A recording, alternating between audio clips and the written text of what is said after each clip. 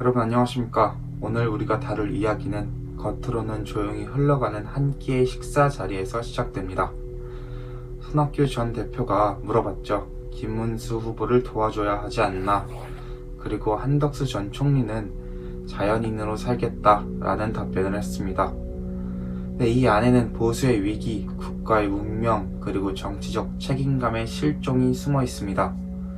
네, 한덕수 전 총리, 손학규 전 대표, 그리고 김문수 후보, 이 세 인물이 중심에 서 있는 지금의 상황을 바라보면 대한민국 보수 진영이 어디로 향하고 있는지, 그리고 누가 진짜 나라를 위한 선택을 하고 있는지를 되돌아보게 됩니다.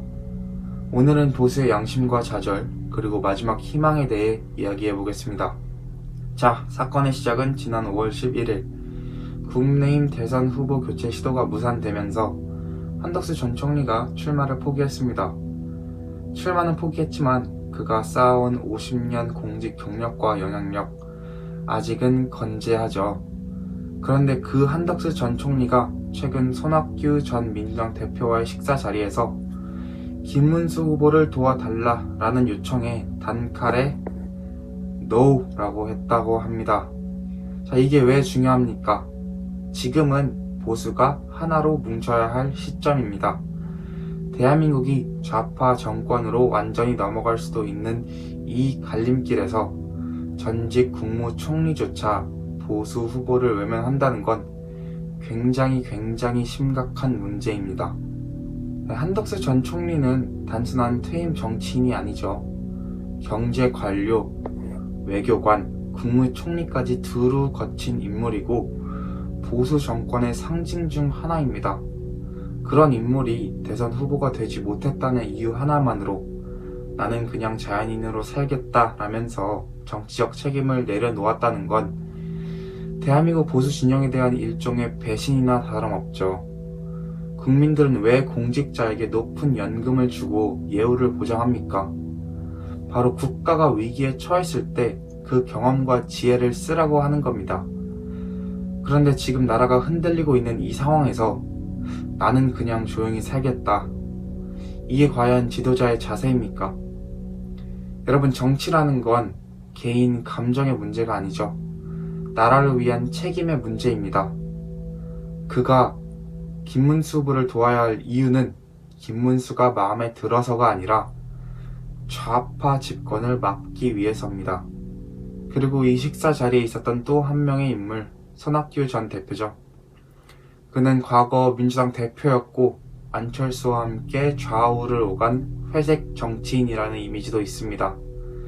그런 손학규 대표가 요즘 김문수 후보를 간접적으로라도 지지하고 있다는 점, 그리고 이재명 후보에 대해 강도 높은 비판을 하고 있다는 점은 주목할 만하죠.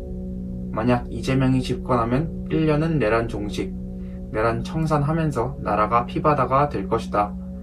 이건 결코 가벼운 말이 아닙니다. 정치 원로가 이렇게까지 표현한다는 건 그만큼 대한민국의 미래가 심각하게 우려되고 있다는 점입니다. 하지만 그럼에도 불구하고 정작 김문수 후보의 선대위원장을 맡아달라는 요청에는 나는 채신도 있다 라면서 거절했습니다. 여러분, 이게 지금 대한민국 정치의 민낯입니다. 말로는 나라 걱정, 행동으로는 회피. 자, 이제 우리는 질문해야 합니다. 김문수는 과연 대한민국을 이끌 수 있는 인물인가? 김문수 후보는 과거 노동운동 출신으로 진보에서 보수로 이동한 인물입니다. 경기도지사 시절 실적도 있고 소신 있는 발언으로 주목을 받아왔습니다.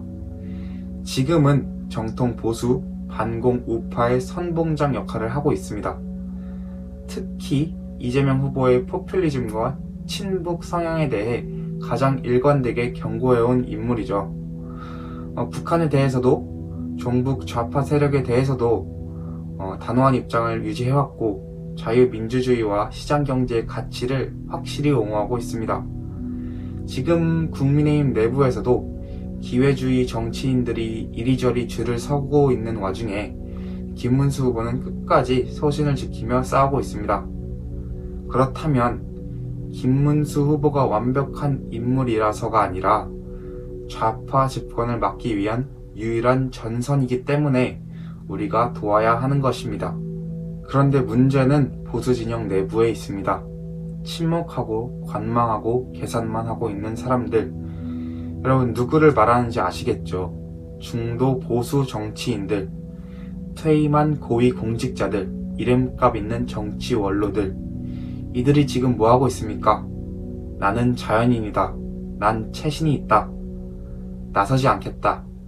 그럼 도대체 누가 나서야 합니까? 20대 청년이요? 은퇴한 할아버지들이요? 지금 나서야 할 사람들은 그간 나라에서 혜택받고 정치적 자산을 쌓은 그들 자신이죠. 국가의 위기 앞에 침묵하는 것은 방관이 아니라 동조입니다. 이재명 후보가 대통령이 되면 과연 어떤 일이 벌어질까요? 손학규 전 대표의 표현을 그대로 빌리면 내란 청산, 피바다, 칼바람.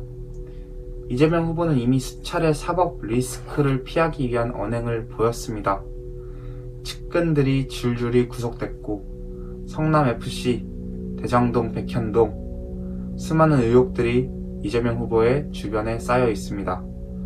그리고 그는 공공연히 개헌을 말하지만 정작 집권하면 개헌은 없다 하면서 독주할 가능성이 매우 높습니다. 손 전 대표가 말한 것처럼 눈앞에 있는 사람은 개헌을 약속했다가도 집권하면 안 하려 한다. 그게 바로 정치권의 현실이죠.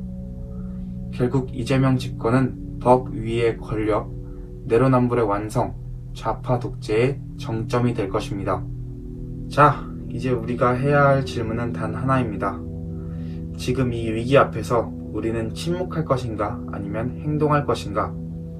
김문수 후보는 완벽하지 않을 수 있죠.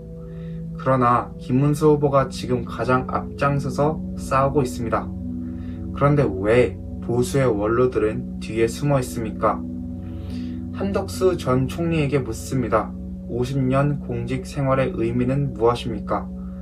나라가 위기에 처했을 때 뒤돌아서기 위한 준비였습니까? 손학규 전 대표에게도 묻습니다. 이 나라가 피바다가 될 것 같다고 말하면서 왜 한 발 뒤로 물러납니까? 이건 김문수 개인을 위한 싸움이 아닙니다. 대한민국 정체성을 지키기 위한 마지막 방어선입니다. 여러분, 지금 우리는 또 하나의 전환점을 마주하고 있습니다. 보수가 침묵하면 좌파는 진군합니다. 보수가 회피하면 국민은 좌절합니다. 누가 진짜 나라를 위해 싸우는 사람인지, 누가 말뿐인 걱정을 하는 사람인지 지금은 그것을 구분할 줄 알아야 할 때입니다. 김문수 후보, 그가 유일한 대안일 수 있습니다. 그리고 여러분, 그 진실을 세상에 알리는 힘이 바로 여러분의 한 표, 여러분의 목소리입니다. 감사합니다. 구독과 좋아요 잊지 마십시오. 다음 영상에서 뵙겠습니다.